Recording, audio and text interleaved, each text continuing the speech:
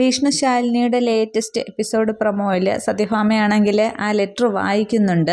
എന്നിട്ട് അതുമായിട്ട് പുറത്തേക്ക് ഇറങ്ങുമ്പോൾ രാഘവൻ നായരോട് ചോദിക്കാനായിട്ടാണ് ഭാമ പുറത്തേക്ക് ഇറങ്ങുന്നത്. പക്ഷേ ഈ സമയത്ത് വിഷ്ണു ആണെങ്കിൽ ഓട്ടോയിൽ വരുന്നുണ്ട്.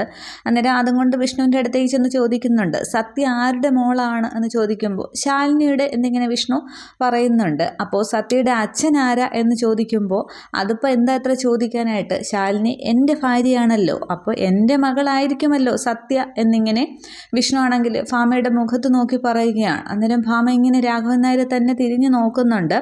ഈ ഒരു സീൻ മാത്രമേ പ്രൊമോയിൽ കാണിക്കുന്നുള്ളൂ. പക്ഷേ അന്നേരമാണെങ്കിൽ ഭാമ ആകെ ദേഷ്യപ്പെട്ട് ആ ലെറ്റർ ആണെങ്കിൽ അങ്ങോട്ട് ചുരുട്ടിക്കൂട്ടി എറിയുകയാണ് ചെയ്യുന്നത്. വിഷ്ണു തന്നെ കളിയാക്കിയാണ് എന്നുള്ള ആരുടെയോ കൊച്ചിൻ്റെ ആ ഒരു അവകാശം വിഷ്ണു സ്വയം ശാലിനിക്ക് വേണ്ടി ഏറ്റെടുക്കുന്നു എന്നുള്ള രീതിയാണ് അവിടെ ഭാമയ്ക്ക് തോന്നുന്നത്.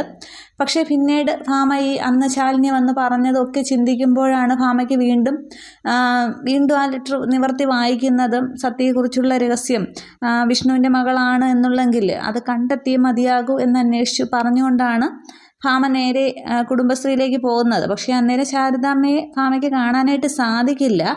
പക്ഷേ പിന്നെ എങ്ങനെ കണ്ടെത്തുമെന്നുള്ളതാണ്. ശാരദാമ്മ എത്തുമ്പോഴേക്കും സത്യഭാമ തിരിച്ചു പോകുമോ അതോ ഇനി നേരെ ഡോക്ടറെ ആശുപത്രിയിലേക്ക് അങ്ങനെ എങ്ങാനും പോകുമോ എന്നുള്ളതൊക്കെയാണ് അടുത്തടുത്ത എപ്പിസോഡിൽ അറിയേണ്ടത്. അതൊക്കെ ഫുൾ എപ്പിസോഡ് വരുമ്പോഴത്തേക്ക് നമുക്ക് നോക്കാം. Okay, thank you.